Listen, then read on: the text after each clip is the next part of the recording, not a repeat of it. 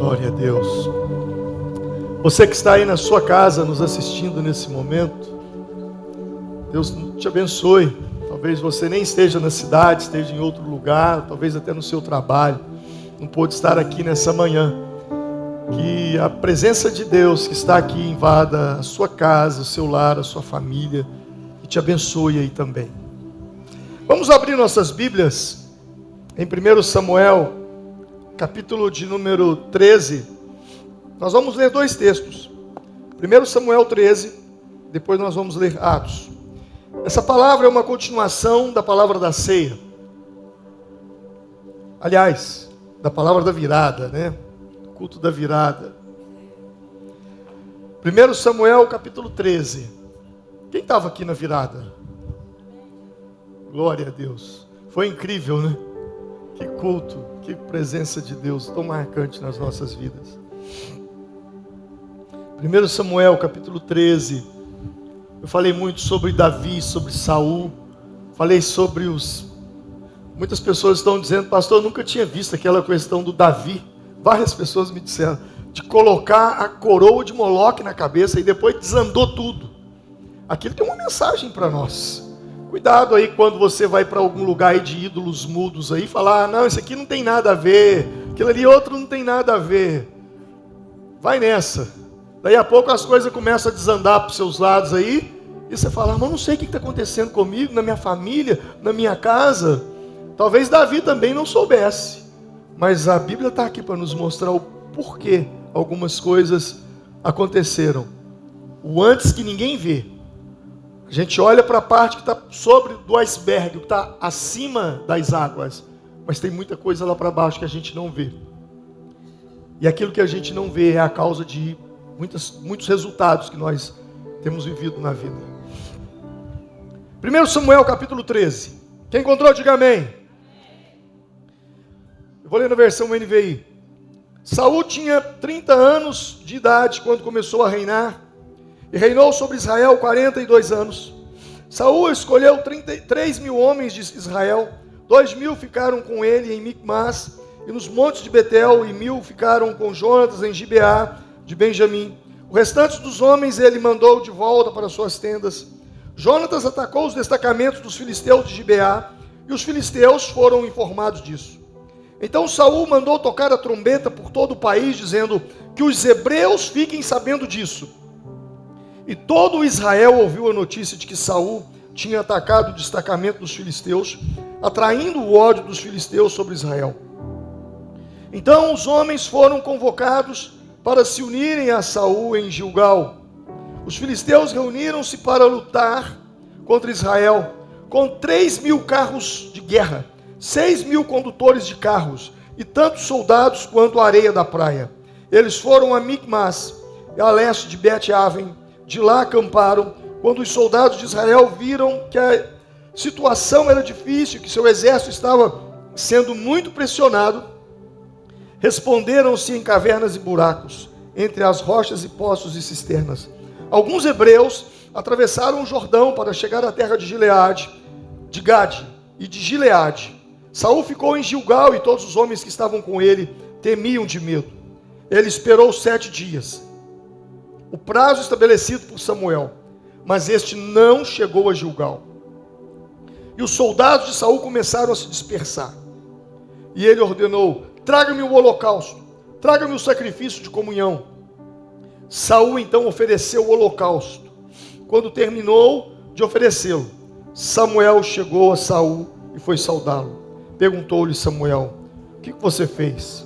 Saul respondeu, quando vi que os soldados estavam se dispersando, e que não tinha mais chegado no prazo estabelecido, e que os filisteus estavam reunidos em Micmas, pensei, agora os filisteus me atacarão em Gilgal, e eu não busquei o Senhor, por isso senti-me obrigado a oferecer o holocausto. Disse Samuel, você agiu como tolo, desobedecendo ao mandamento que o Senhor, o seu Deus, deu a você. Se tivesse obedecido, ele teria estabelecido para sempre o seu reinado como Israel. Mas agora, o seu reinado não permanecerá. O Senhor procurou um homem segundo o seu coração, e o designou líder do seu povo, pois você não obedeceu ao mandamento do Senhor. Então Samuel partiu de Gilgal e foi a Gibeá de Benjamim, e Saul contou os soldados que estavam com ele, e eram cerca de 600. Versículo 14. O Senhor procurou um homem segundo o seu coração. Repita comigo: o Senhor procurou um homem segundo o seu coração. Atos capítulo 13, versículo 20. Tudo isso levou cerca de 450 anos. Depois disso, ele lhes deu juízes até o tempo do profeta Samuel.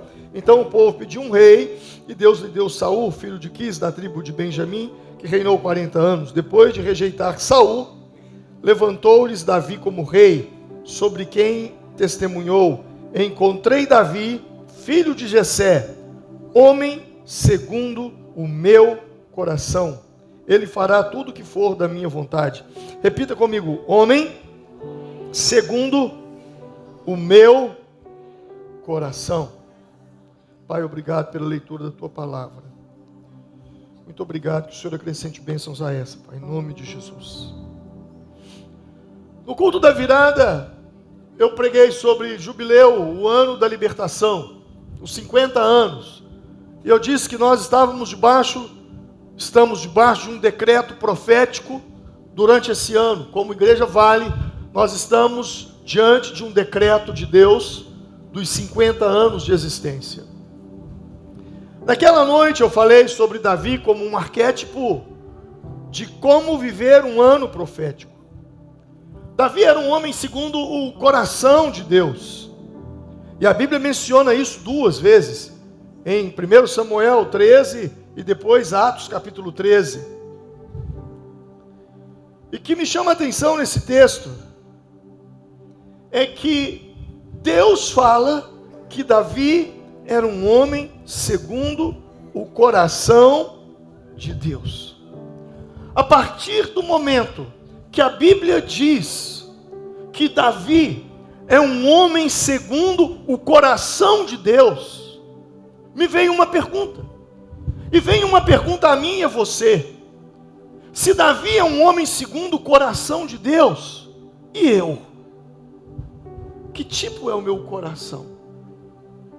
Que coração é o meu? Você já se perguntou? Que coração é o seu? A Bíblia nos fala de vários tipos de corações.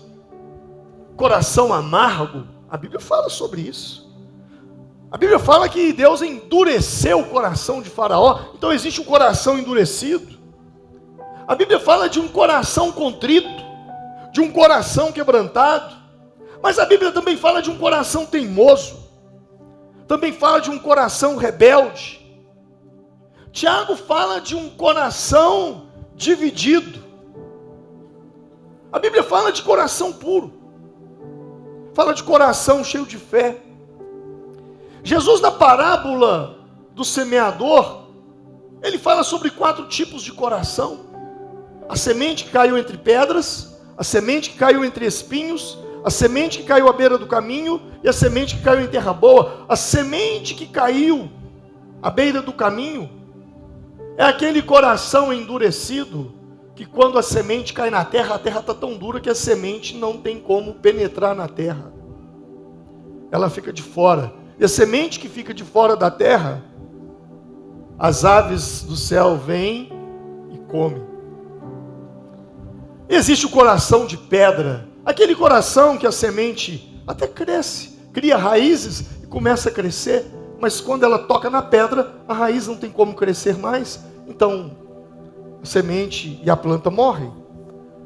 O coração que ele parece com espinhos, onde a semente cai, ela cresce. A Bíblia diz que ela até produz fruto, mas o fruto não é bom. E depois essa semente, essa planta, ela é sufocada pelos espinhos. Jesus disse que é sufocado pelos deleites do mundo, pelos prazeres do mundo, pelo mundo. E a pessoa então não prospera. Mas falou do coração que é terra fértil, que é terra boa? Bom, a pergunta é: que tipo de coração é o seu? Você precisa conhecer o seu coração. Você precisa saber que tipo de coração você tem. Isso vai definir muita coisa na sua vida. Se Davi era um homem segundo o coração de Deus, a pergunta é: será que o meu coração é um coração segundo Deus? Quais as características de quem tem um coração segundo Deus? Que características me faz achar que o meu coração é segundo Deus? Por que eu diria, sim, o meu coração é um coração segundo Deus? Por quê? Que provas eu tenho? Que fatos eu tenho que comprove isso? O que é um coração segundo o coração de Deus? Definitivamente, um coração segundo Deus não é um coração perfeito. Porque se fosse um coração perfeito, Davi estava fora, porque o coração dele não era perfeito. Davi errou várias vezes. Davi errou quando coloca aquela coroa de Moloque na cabeça. Davi errou quando adulterou com Batseba. Davi errou quando trouxe, o marido de Batseba estava na guerra, ele então traz o marido de volta, para o marido dormir com ela, porque agora ela ficou grávida. E como é que ele ia justificar a gravidez da esposa, se o marido estava há mais de 4 meses já na guerra? Como justificar isso? E a lei era pesadíssima. A Bíblia diz que tanto o adúltero como a adúltera, na lei, deveriam ser o quê? Ser o quê? Apedrejado. Batseba seria apedrejada. E aí saber quem é o homem que dormiu com ela? Davi também seria apedrejado. Então ele esconde. O plano não deu certo, porque Urias ficou na porta do palácio. O fato é que agora ela está grávida e um bebê vai nascer. Então o que ele faz? Ele manda o marido dela para um lugar onde certamente ele seria morto. E eles colocaram ele no lugar onde ele morreria, e ele morreu. Então Davi, ele erra mais uma vez, colocando o marido da mulher numa situação para que ele morresse, para que ela se tornasse viúva, e ele então viesse tê-la como uma concubina. Davi foi um fracasso. Davi, ele errou como pai. Ele foi um fracasso em disciplinar seus filhos, principalmente Absalão. Davi errou na maneira como trazer a arca de Deus. Quando ele trouxe a arca de Deus, ele trouxe de uma maneira equivocada, poupou sacrifícios aos sacerdotes, trazendo-a sobre carro de bois. O carro tombou e Uzai e Aiô foram segurar a arca, morreram. Davi errou quando fez um censo em Israel. 70.000 homens morreram naquele dia, por uma praga. E mesmo assim, Deus diz que Davi era um homem segundo seu coração. Então fica claro que diante de Deus, um coração segundo Deus não é definido pelos seus acertos, não é definido pelos seus erros. Então, sendo assim, o que define se o meu coração é de Deus ou não? Vamos falar sobre Saul e Davi. Porque Deus diz para Saul através do profeta que o Senhor escolheu um homem no seu lugar, cujo coração é dele, e esse lhe obedecerá. Saul e Davi, eles erraram diante de Deus, eles pecaram diante de Deus. Porém, o pecado de Saul, na minha concepção, foi inferior ao pecado de Davi. E existem pecados e pecados.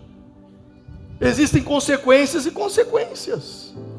Jesus disse: ai de ti, Corazim, ai de ti, Betsaida, ai de ti, Sidom, porque se tivesse acontecido os sinais que neles foram feitos, eles teriam se arrependido. O maior pecado é o de vocês. Quando Jesus estava diante de Pilatos, maior pecado tem aquele que me entregou a você. Então, nem todo pecado é pecado, ou como se dizem, não existe pecadinho e pecadão. Bom, parece que sim. Biblicamente falando, parece que sim. Existem pecados graves. Jesus disse que aquele que blasfemar contra o Espírito Santo não tem perdão. Então não podemos botar tudo na mesma balança.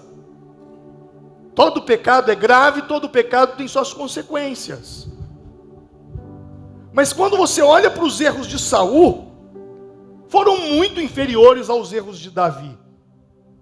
Se você comparar Saul com o erro de Davi, o pecado de Saul, de 1 Samuel 13, quando a primeira vez que ele erra ali, foi um pecado de quê? De estratégia de guerra. Quando ele estava diante de uma guerra, e eles sempre sacrificavam ao Senhor, ofereciam um holocausto para ir para a guerra. Samuel não chegava, ele precipitou, ele tomou a postura de profeta, postura de sacerdote, sendo que ele não tinha sido chamado para isso. Isso é um erro grave, é você ministrar numa unção que você não foi chamado para ministrar. É por isso que a gente vê hoje aí muita gente com o título de pastor rodando por aí afora, e a gente pergunta, mas como? É simples, ele não foi chamado para fazer aquilo que ele estava fazendo. Então Saul, ele oferece esse sacrifício. Foi um erro de estratégia de guerra, para que os soldados saíssem para a guerra. O pecado de Davi não foi um erro de guerra, foi um adultério seguido de morte. Se nos dias atuais é horrível alguém adulterar, principalmente uma pessoa que ama e serve a Deus, que é uma referência, agora imagina naqueles dias, que deveria ser apedrejado. Sendo assim, a pergunta que fica é, por que Deus tira Saul do trono? E Deus não tira Davi do trono? Por quê? Se o erro de Davi foi maior que o erro de Saul, sabe por que Deus não tira Davi do trono? Por causa de uma palavra chamada coração. Diga comigo, coração. Coração. Essa é a palavra. Quando Saul pecou, ele foi confrontado pelo profeta. Quando Davi pecou, Davi também foi confrontado pelo profeta. Só que a preocupação de Saul, quando foi confrontado pelo profeta, o medo do coração de Saul era de perder o controle sobre as pessoas. Era a sua reputação. Uma outra passagem vai dizer, olha, vamos fingir que nada aconteceu para que ninguém saiba. Ele fala isso. Ele estava preocupado com o que as pessoas iriam dizer com a opinião pública. Quando Saul foi confrontado com o profeta, o medo de Saul era de perder a coroa, era de perder o trono, era de perder o reinado, talvez de perder o salário de rei. E sabe o que ele faz? Ele vai culpar as pessoas.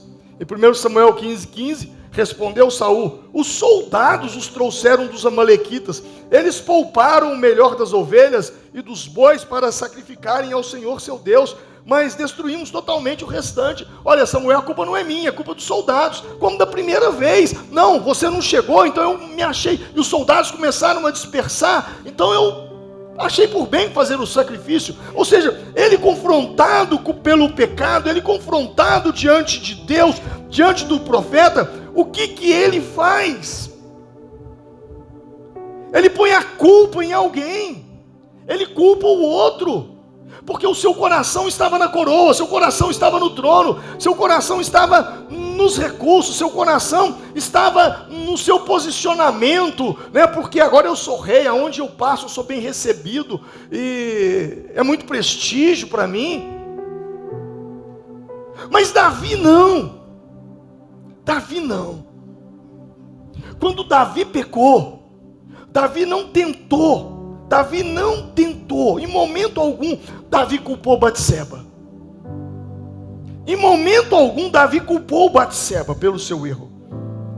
Em momento algum, Davi disse a culpa é dela, que estava lá, nua. Momento algum, ele disse isso. momento algum ele disse, não, a culpa é do marido dela, que é um marido ausente. Em momento algum, Davi pôs a culpa no diabo, como muitos crentes fazem por aí. Não, a culpa é o diabo que é o culpado de eu ter feito isso. Não. Salmo 51, versículo 14. Sabe, Davi, ele faz uma coisa muito interessante. Davi naquele momento, ele diz o seguinte, no versículo 14, ele diz assim: pequei contra ti somente pequei, fiz o que é mal aos teus olhos, de modo que tens razão ao falar e justo ao julgar. Davi disse, a culpa é minha, eu errei, eu pequei, eu fiz o que eu não deveria ter feito.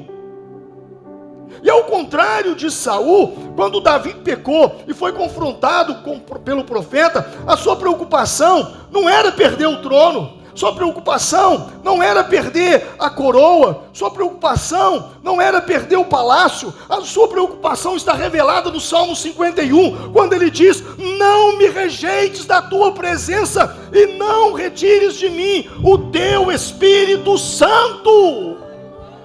A preocupação dele não era coroa, não era palácio, não era dinheiro, não era riqueza, não era fama, era perder o Espírito Santo.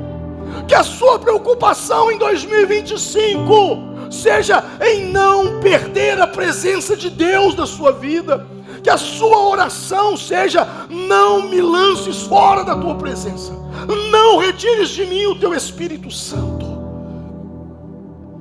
Essa é a oração de um homem cujo coração é de Deus. A sua vida, ela não estava estruturada nas coisas humanas, no palácio, na fama, na riqueza, em tantos seguidores no Facebook, no Instagram, no Twitter. Sua vida não estava estruturada em likes de aprovação. Sua vida estava estruturada sob o conceito da presença de Deus. Sobre tudo o que ele mais valorizava, ele valorizava a presença de Deus. Parecido com Davi e Saul, eu peço para os pais ficarem com a criança, que ele está me tirando um pouco a atenção, passando para lá e para cá. Onde eu estava aqui, não muito diferente de Davi e Saul, nós temos um exemplo de Pedro e Judas. Pedro e Judas, eles erraram. Ambos negaram a Jesus. Ambos erraram com Jesus. Mas eles tiveram destinos diferentes. Por que eles tiveram destinos diferentes? Porque um teve remorso e o outro teve arrependimento. Judas negou o Cristo, Pedro negou o Cristo. Ambos negaram a Jesus. Mas o que fez a diferença entre um e outro foi que um teve remorso e o outro teve arrependimento. Judas teve remorso. Judas, depois que ele percebeu a besteira que ele fez, ele foi suicidar-se, porque ele não conseguiu lidar com a culpa. A Bíblia vai nos dizer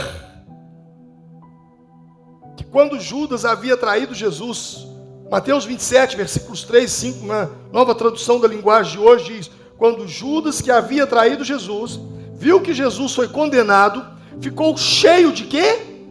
Remorso. Então ele levou as 30 moedas de prata de volta aos chefes dos sacerdotes e aos anciãos e disse: pequei, entregando sangue inocente. Mas eles responderam: o que isso tem a ver conosco? Isso é problema seu. Então Judas jogou as moedas de prata no templo e saiu. E depois foi e o quê? Se enforcou. Ambos negaram Jesus. Ambos erraram. Mas só que Judas teve remorso. Enquanto Pedro, quando ele percebeu a besteira que ele fez, ele não teve remorso. Ele teve arrependimento. O Senhor, a Bíblia diz em Lucas 22, 61, 62, o Senhor voltou-se e olhou diretamente para Pedro. Então Pedro lembrou-se da palavra que o Senhor lhe dissera: antes que o galo cante hoje, você me negará 3 vezes. E Pedro saiu, e o que ele fez? Chorou amargamente. Sabe qual que é a diferença entre remorso e arrependimento? Sabe o que passa na cabeça de uma pessoa com remorso e o que passa na cabeça de uma pessoa que se arrependeu? A pessoa que cometeu, pessoa que está movida por um remorso, em seu consciente, depois da besteira, ela fala assim: o que eu fui fazer comigo? O que eu perdi ao fazer isso? E a pessoa que arrepende, depois que ela faz a besteira, no seu inconsciente ela diz: o que eu fui fazer com fulano? O que eu levei fulano a perder? Você entende a diferença? O remorso, a pessoa está preocupada consigo mesma. O que eu vou perder? E agora? E agora trair minha esposa? E agora o que eu faço da vida? Ah, se eu sou pastor, vou perder a igreja. Vou perder meu trabalho. Vou perder a casa pastoral que eu moro. Ele está pensando nele. Ele não está pensando na vergonha que ele vai expor os membros da igreja a ter que explicar para as pessoas. Quando as pessoas vierem: olha, você está falando de Deus, olha lá o pastor da sua igreja, o que ele está fazendo? É muito sério. Quando um homem trai uma mulher trai um homem, se existe arrependimento, ele diz: meu Deus, o que eu fui fazer com a minha esposa? O que eu fui fazer com o meu marido? O que eu fui fazer com os meus filhos? Com a minha família? Enquanto o remorso, ele diz: e agora? A hora que descobrir onde é que eu vou morar, não tem lugar para morar? Quando souberem, como é que eu vou fazer? Ele não está preocupado com o outro, ele está preocupado consigo. Davi estava preocupado com o seu relacionamento com Deus. Ele não estava preocupado com coroa, ele não estava preocupado com palácio, ele não estava preocupado com postura, com posicionamento de rei, ele não estava preocupado com prestígio. Não, ele estava preocupado entre ele e a presença de Deus. Muito parecido com Saul e Judas. Sabe, quando eu olho esse texto, quando Pedro nega Jesus, Jesus é preso, Jesus é condenado, Jesus é morto naquela cruz, mataram Jesus na cruz, Jesus ressuscita, e quando Jesus se encontra com Pedro, após a ressurreição, aonde Pedro estava? Você se lembra? Pedro estava no barco. E por que Pedro estava no barco? Porque Pedro voltou ao barco.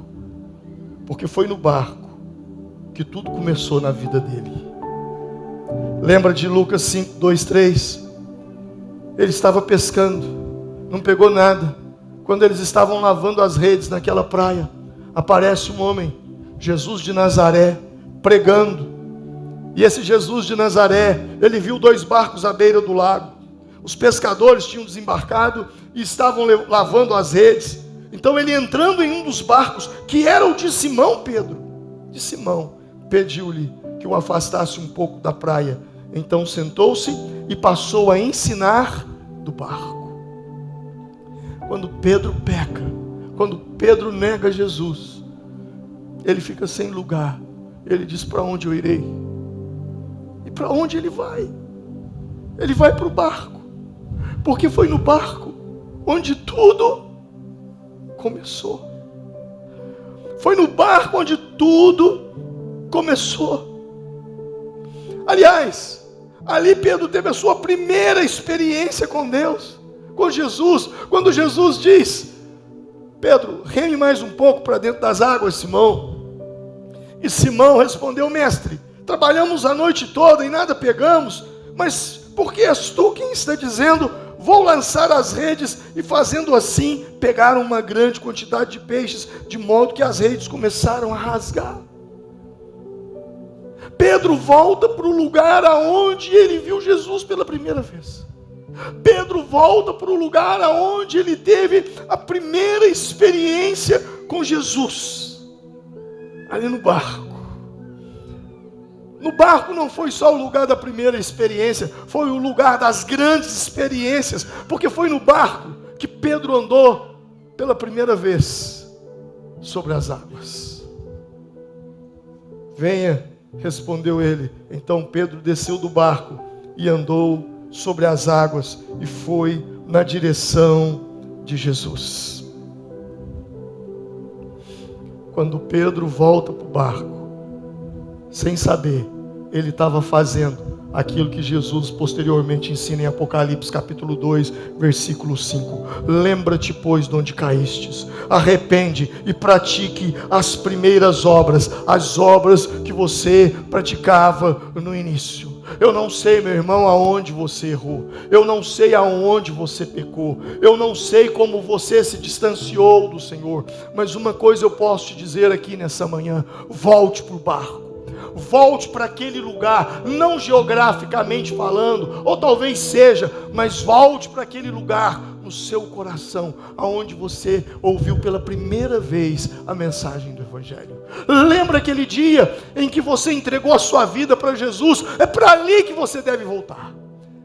É para aquele lugar no seu coração, um coração que ouviu a palavra e diz: eu quero mais, eu preciso de mais. Lembra quando você teve a sua primeira experiência com o Senhor? Lembra o lugar aonde estava o seu coração? Seu coração estava quebrantado, seu coração estava aberto para receber o sobrenatural de Deus, e foi naquele dia que você então teve uma experiência genuína, e a partir daquele dia você já sabia aonde colocar o coração para viver o sobrenatural, aonde colocar o coração para viver experiências marcantes com o Senhor. O Senhor me manda te dizer nessa manhã: volta o teu coração para as primeiras obras, volta o teu coração. Lembra quando você se converteu? Você era um devorador de Bíblia, você queria ler a Bíblia o tempo todo, você queria conhecer mais. Lembra que você reclamava com o pastor? Pastor, só tem 3 cultos na semana, é muito pouco. A igreja tem que abrir todo dia. Pastor, eu preciso de culto todo dia. Você queria culto todo dia. Você queria oração. Você queria participar das vigílias de oração. Ah, vai ter campanha de oração. Você estava nela. Vai ter campanha de jejum. Você estava nela. A igreja precisa de pessoas para auxiliar nisso, para ser voluntário naquilo. Você se voluntariava várias vezes em vários lugares. Ah, eu sou voluntário lá na mídia, eu sou voluntário na recepção, eu sou voluntário de obreiro, eu sou voluntário no louvor. Você fazia tanta coisa, mas o tempo passou e você se distanciou.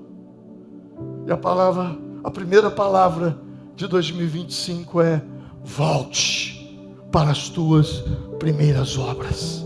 Arrependa-te, busque o Senhor com todo o teu coração. É isso que fez a diferença na vida de Davi. É isso que fez a diferença na vida de Pedro. A pergunta que fica é: o que Davi entendeu que Saul não compreendeu? Os dois foram reis. Os dois foram chamados por Deus para ser rei. Mas qual foi a diferença entre eles?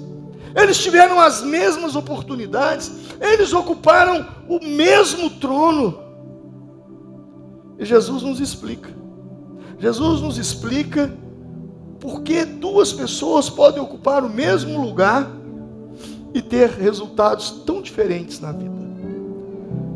No Evangelho de João, capítulo 15, Jesus falando sobre a videira, ele diz: todo ramo que estando em mim não der fruto, ele corta, e tudo que der fruto, limpa, para que produza mais fruto. Olha o que Jesus está dizendo: todo ramo que estiver em mim, estando em mim, não der fruto. Então é possível estar em Jesus e não dar fruto. É possível ser escolhido por Jesus e não dar fruto. É possível ser chamado por Jesus e não dar fruto. Saul foi escolhido por Deus. A forma como Saul foi levado ao trono foi completamente sobrenatural. É possível você entregar sua vida para Cristo e não dar fruto. Ele diz: todo ramo que estando em mim e não der fruto, ele o corta. E todo que der fruto, ele limpa para que dê mais fruto. E como que um ramo dá fruto e o outro não dá, se os dois estão no mesmo tronco? E o pior, o nome do tronco é Cristo, é Jesus. Aí tinha que dar fruto mesmo, mas um não dá. O que dá fruto é aquele que entendeu. O que ele entendeu? Ele entendeu o versículo de número 5. Eu sou a videira, vocês são os ramos. Quem permanece em mim e eu nele, esse dá muito fruto, porque sem mim nada podeis fazer. O que dá fruto é aquele que entendeu: se estiverdes em mim e eu em vós, darei fruto. Sem mim nada podeis fazer. Esse é o tipo de gente que está em Deus, e Deus está nele. Ele não faz para Deus, ele faz com Deus. Existe uma coisa, fazer para Deus, e existe outra coisa, fazer com Deus. Tem muita gente fazendo para Deus, e quem faz para Deus pode fazer até algo que grande, mas depois some, desaparece. E quem faz com Deus talvez não faça algo grande, miraboloso, mas continua fazendo a vida inteira até o dia da sua morte, porque ele está em Cristo. O que Saul não entendeu que Davi entendeu? É muito simples. Saul queria trono, queria coroa, queria fama, queria poder. E Davi, o que ele queria? Não me lances fora da tua presença, nem retires de mim o teu Espírito Santo. Davi entendeu a última frase, e Saul não entendeu. Sem mim nada podeis fazer. Eu posso perder trono, eu posso perder a coroa, eu posso perder o palácio, eu posso perder essa igreja linda, maravilhosa, eu posso perder tudo isso aqui, mas se eu estiver na presença de Deus, o Senhor é poderoso para fazer infinitamente mais, além do que pedimos, além do que pensamos. Você pode glorificar ao Senhor, viva na presença do Senhor, perca tudo, mas não perca a presença de Deus, não perca a presença do Senhor sobre a sua vida. Não retires de mim o teu Espírito Santo, nem me lances fora da tua presença. Essas foram as palavras de um homem que está em Deus. Existe uma diferença. Tem gente que faz para. O importante não é fazer para Deus, é fazer com Deus. A bem da verdade, o nosso primeiro chamado não é para fazer as coisas para Deus, é para estar com Ele. Quando Jesus chama os seus discípulos pela primeira vez ali, Marcos capítulo 3, verso 13 diz: depois subiu ao monte e chamou para si os que ele quis, e eles vieram para junto dele. Depois o texto vai continuar dizendo que ele os enviou, mas primeiro ele chamou para si. Diga comigo: chamou para si. O nosso primeiro chamado, o meu primeiro chamado, não é chamado para ser pastor, não é chamado para ser pregador, não é ser chamado para ter um ministério, para ter um cargo. O meu primeiro chamado é para estar com o Senhor. Todos nós fomos chamados para estar com o Senhor. Todos nós fomos chamados para desenvolver uma vida de intimidade com o Senhor, uma vida de relacionamento com Deus. E aí, a medida do teu relacionamento com Deus vai projetar o teu ministério, vai projetar o teu segundo chamado. O primeiro é venha, o segundo é vai. Só que tem muita gente querendo ir sem primeiro vir. Tem muita gente querendo ser chamado para fora, sem primeiro ser chamado para dentro. Eu amo Isaías 6, na versão Ara, porque diz assim: eis-me aqui, Senhor, envia-me a mim. Envia-me a mim. Porque antes de eu ser enviado para fora, primeiro eu preciso ser enviado para dentro, para mim mesmo. Eu preciso desenvolver uma vida de oração. Eu preciso desenvolver uma vida de relacionamento, de intimidade com Deus. Esse é o nosso chamado para 2021. 25. O Senhor está nos chamando para isso. O que faz uma pessoa ser segundo o coração de Deus? Sabe o que faz uma pessoa ser segundo o coração de Deus? Não é ser perfeita, não é nunca errar, mas tem uma característica: ser rápido para reconhecer os seus erros e se arrepender.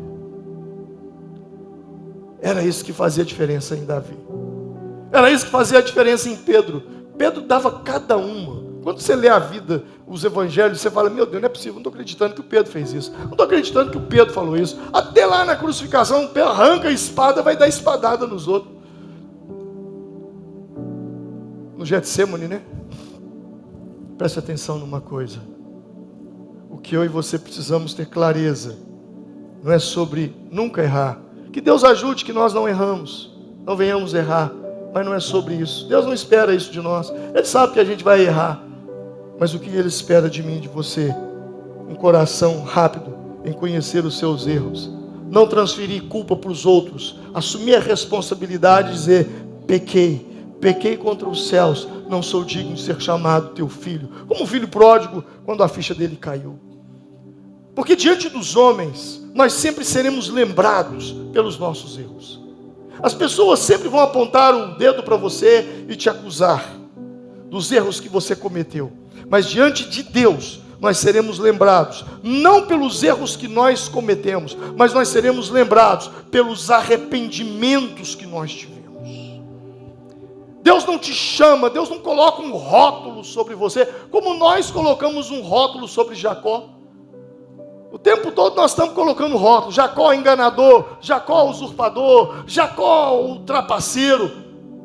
Mas Deus disse para ele: já não chamarás mais Jacó, mas Israel, porque a partir de agora o mundo pode te chamar de Jacó, mas eu te chamo de Israel. Lutaste com Deus e prevalecestes.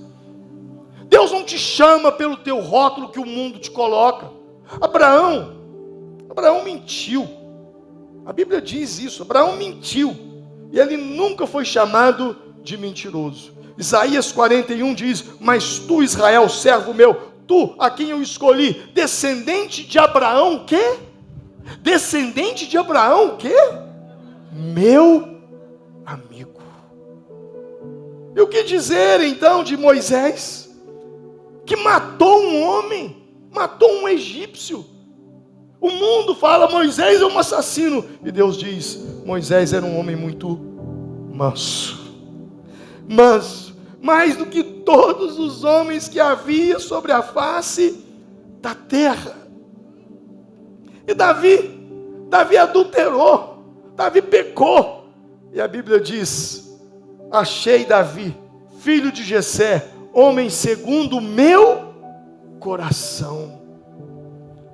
Sabe, o mundo te chama pelo rótulo, Deus te chama pelo seu arrependimento, porque o arrependimento é uma borracha que passa e apaga.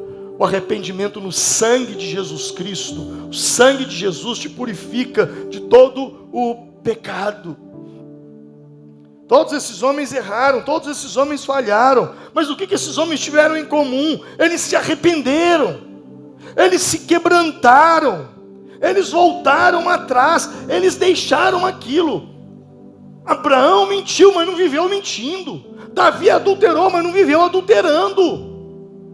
Moisés matou, mas não viveu matando. Até escreveu um mandamento: não matarás, dado por Deus. Eu gosto de uma passagem que está lá em Gênesis capítulo 18, versículo do 11 ao 15. Eu não vou ler, vou contar a história. Deus visita Abraão. Abraão já era idoso, sua mulher Sara idosa. E o Senhor diz para Abraão: eu te darei um filho. Abraão já estava com quase 100 anos de idade, já estava caminhando para a casa dos 100 quando ele teve o filho. Mas Sara, quando ouviu isso, a Bíblia diz que Sara riu. Sara riu. Só que a Bíblia diz que ela riu. Vamos ler isso lá. Isso aqui é poderoso, porque isso aqui me fez tremer. Isso aqui me fez tremer quando eu li isso aqui. Ainda hoje, manhã, quando eu repassava esse texto. Gênesis capítulo 18. Diz, versículo de número 10, de 18, capítulo 18. Então disse o Senhor: voltarei a você na primavera, e Sara, sua mulher, terá um filho. Sara escutava a entrada da tenda atrás dele.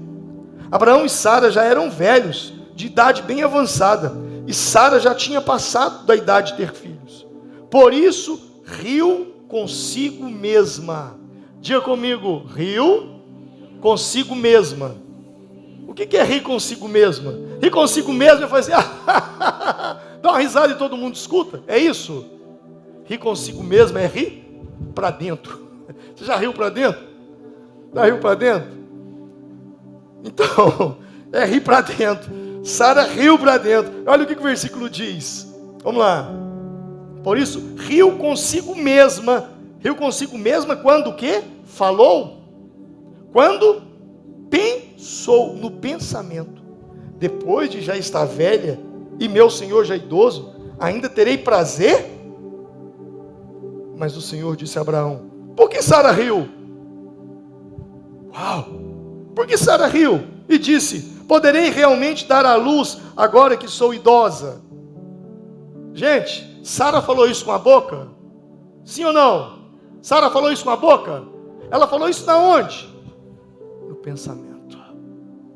Isso me fez tremer. Quando eu li esse texto hoje ainda, me veio ao coração, tão poderoso quanto aquilo que eu falo, é aquilo que eu penso. Deus está escutando os meus pensamentos. E aí o Senhor diz: existe alguma coisa impossível para o Senhor? Na primavera voltarei, e Sara terá um filho. Sara teve medo. E aí o que ela fez? Mentiu e disse: eu não ri. Mas ele disse: não negue. Eu fico imaginando você discutindo com Deus. Senhor, eu não falei. Falou. Não, não falei. Falou. Sara disse: eu não ri, Senhor. Eu não ri. E o Senhor disse: não negue, não minta. Ela errou 2 vezes. Ela errou na incredulidade e depois ainda mentiu. Eu não ri. Isso é mentira do Senhor. O Senhor está mentindo. Sara riu, Sara duvidou, Sara foi incrédula, Sara mentiu dizendo que não riu. Mas lá em Hebreus, capítulo de número 11, na galeria dos heróis da fé, Deus fala de Moisés, Deus fala de Abraão, e aí Deus fala de Sara. E aí Deus poderia se lembrar de Sara como a mulher que mentiu, a mulher que duvidou, a mulher incrédula. Mas Hebreus 11:11 diz: pela fé, também a própria Sara recebeu poder para ser mãe, embora estivesse adiantada em idade, porque considerou fiel aquele que lhe fizera a promessa. Hebreus é Deus contando a história de Sara. E quando Deus vai contar a história de Sara, cadê a Sara que duvidou? Cadê a Sara que riu? Cadê a Sara que mentiu? Na história de Deus em Hebreus, Deus omite o fato dela ter duvidado, dela ter rido, dela ter mentido. Por quê? Porque Deus, quando vai contar a nossa história, Ele sempre conta os melhores momentos, as melhores partes da nossa história. Faça como Deus, conte as suas melhores histórias para você. Deus recontou sua história. A lembrança de Deus sobre Sara não é sobre a incredulidade, não é sobre a mentira, mas é sobre o quê? Sobre seu arrependimento. Ela arrependeu. Ela arrependeu porque ela riu, ela arrependeu porque ela duvidou. E agora Deus não fala de uma Sara mentirosa, de uma Sara incrédula, mas Ele fala de uma Sara que se arrependeu. A história que Deus tem para contar sobre nós não é sobre os nossos erros, mas é sobre os nossos arrependimentos. É sobre como nós conseguimos dar a volta por cima e vencer aquela tentação e vencer aquele pecado. O que eu aprendo nesse texto, como no caso de Abraão, que mentiu, Moisés que matou, Davi que adulterou, Sara que riu e foi incrédula, e Deus ignora tudo isso. Não é que Deus ignora, não é que Deus ignora, é porque uma borracha foi passada, a borracha do arrependimento. E isso me ensina uma coisa, irmãos. Um erro que eu e você, nós cometemos. O erro do julgamento. E como assim, pastor? O erro de julgar uma pessoa, a vida de uma pessoa, por um momento. Por um momento. Você está entendendo? De repente a pessoa acerta a vida inteira, mas ele não vigiou, falou uma mentira, e ele foi desmascarado. E aí você pega toda a história de vida daquela pessoa, joga num saco de lixo e fala: fulano é mentiroso, viu? Toma cuidado com ele. Quantos de nós já não fizemos isso na nossa vida? Quantos de nós? Vamos para o mundo do futebol, né? Às vezes tem um jogador a vida inteira jogando, treinando, se sacrificando, se esforçando, mas num dia ele não está bem, num dia ele não fez o gol, no dia que o time mais precisou dele, ele não jogou aquela bola. Aí o que a gente fala? Fulano é ruim demais, tem que vender o técnico, tem que mandar embora o técnico, tem que... Por quê? Porque a gente julga a vida das pessoas por um momento. E quem nunca errou? Quem nunca pecou? Quem nunca falhou? Jesus disse: aquele que não tiver pecado, atire a primeira pedra. Talvez você julgue o pastor por uma pregação. Irmãos, eu já saí daqui desse púlpito, dias na minha vida, que eu falei: misericórdia, eu não acredito que eu preguei isso. Misericórdia, que pregação horrível. E eu errei na hora de contextualizar aquela palavra, eu errei na hora de contextualizar, de conjugar aquele verbo. E acabou que eu falei até uma heresia naquele momento ali. Misericórdia, como é que eu vou falar um negócio desse? Mas não me julga por uma palavra, me julga pelo meu testemunho de vida. São 30 anos ministrando nesse púlpito. 30 anos. 30 anos. Sabe, irmãos, eu às vezes, sabe, tem coisa em mim que me envergonha. Eu sou bem aquilo que Paulo disse em Romanos 7,19. Miserável homem que sou. E depois ele vai dizer assim: porque o bem que eu quero fazer eu não faço, mas o mal que eu não quero, eu faço. Todos nós vivemos esse dilema. Eu vivo esse dilema constantemente. Mas, sabe, tem uma coisa que me dá muita alegria. Tem uma coisa que me protege muito. É a facilidade que eu tenho de não guardar raiva das pessoas, de não guardar rancor das pessoas, de não guardar mágoa das pessoas. É a facilidade que eu tenho de perdoar as pessoas. Sabe, se eu sei que eu não estou bem, se eu venho no meu coração uma mágoa, alguma coisa com aquela pessoa, eu vou procurar. Olha, me perdoa, eu não devia ter feito, não devia ter falado. Eu não fico guardando aquela coisa e evitando os outros. Fulano está ali, deixa eu sair, deixa eu vir para cá, porque eu tenho um problema com ele. Você é desse tipo de gente? Ou você entra de cabeça erguida em qualquer ambiente? Por quê? Porque você já está consertado, você já está resolvido. Sabe, isso é maturidade.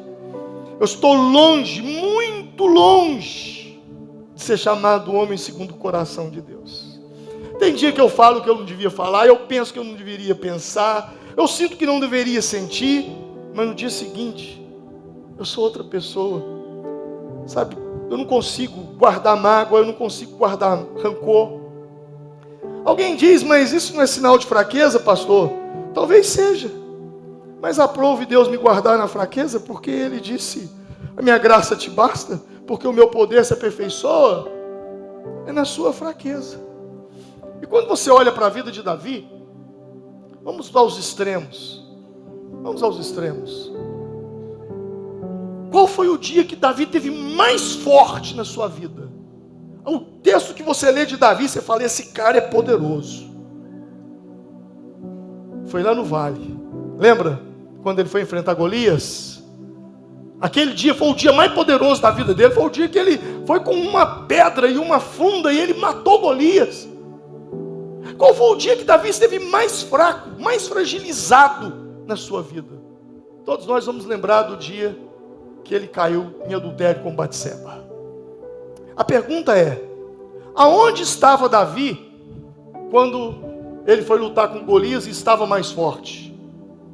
Ele estava no vale, desceu ao ribeiro para pegar pedras. Ribeiro é no baixo, mais baixo.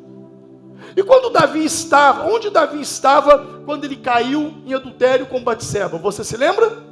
No terraço, no alto do palácio. O que eu aprendo com isso? Que quando eu estou lá embaixo, é que eu estou forte. E quando eu estou lá em cima, é que eu tenho que tomar cuidado, porque é o momento de maior fragilidade, da vaidade entrar no meu coração, da arrogância, da soberba, de eu olhar e achar que é sobre mim, a minha inteligência, a minha capacidade, a minha sabedoria, e desprezar a Deus. Na vida, é melhor você se humilhar, descer, se quebrantar, porque quando você faz isso, você põe em prática Provérbios 4, 23, quando diz: sobre tudo que se deve guardar, guarda o teu coração, porque dele procedem as fontes da vida. Davi era um homem segundo o coração de Deus, porque ele guardava o teu coração. Ele guardava o coração dele. E automaticamente, quando você conquista lugares altos, Deus te coloca em lugares altos, quando você vive Mateus 23, 12. O que o texto diz lá? Quem a si mesmo se exaltar, o que será? Humilhado.